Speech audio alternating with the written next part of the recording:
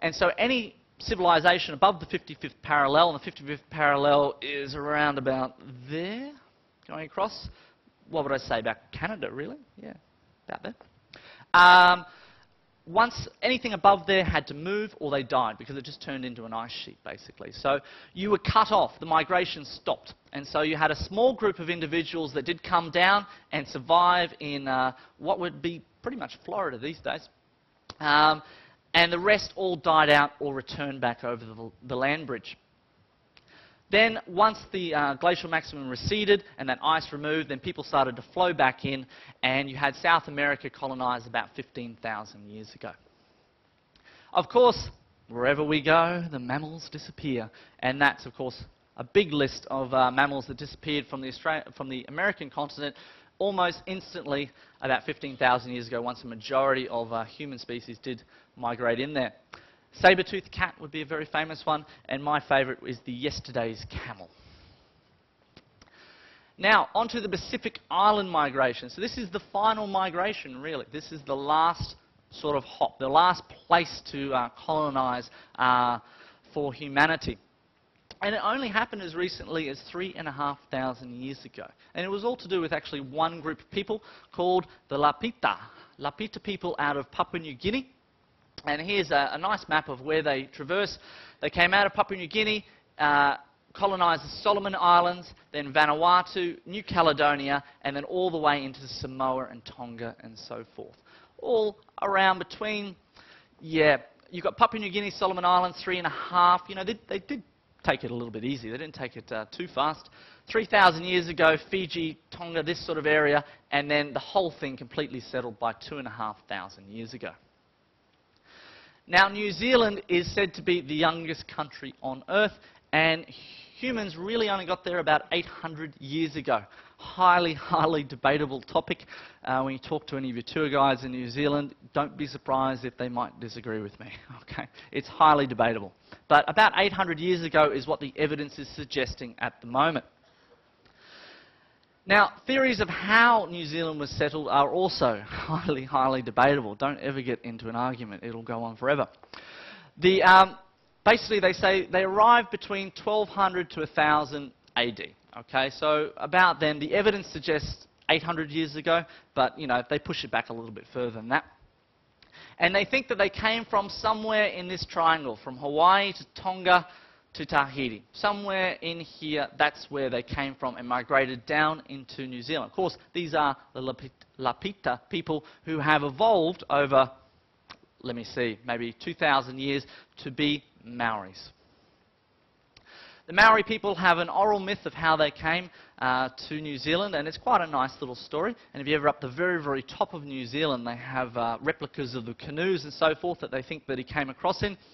But they came from a homeland called Hawaki, and the ancestor called Kupe. And Kupe was a very fearless warrior who paddled across the ocean, excuse me, paddled across the ocean, sighted this land, had a look, had a recon and sussed out what it was like, went back and then brought everybody over in a giant canoe. Everybody came in one canoe, apparently.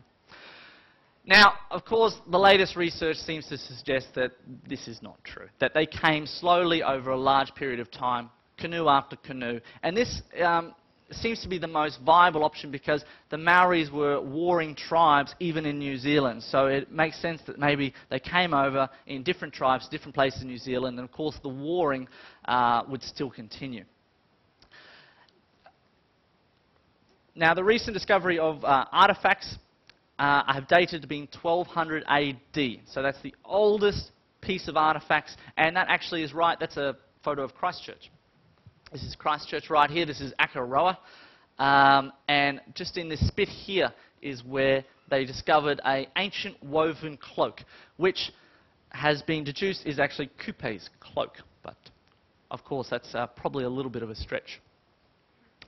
Proof of the migration, once again, became by the depletion of native species. Now, in New Zealand, you don't have a lot of mammals. Everything's birds, actually. And so, looking at the different birds and how they disappeared, that's how we sort of deduce when Maoris arrived. And also, there's quite a bit of evidence of when the Europeans arrived as well, because that closely relates to a lot of extinctions.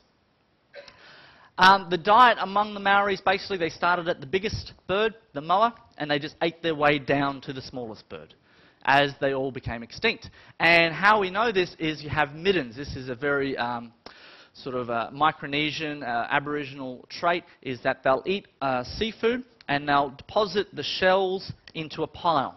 And that pile will just, the whole tribe will use that one pile as the discarded pile of shells.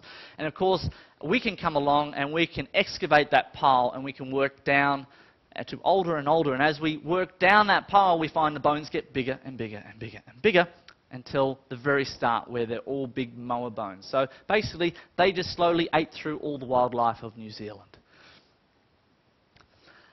Now, another theory that's out there as well, which has a lot of merit to it, in fact, is that these people, Lapita people, actually spread right across, against the trade winds, might I add, across the Pacific and actually reached South America.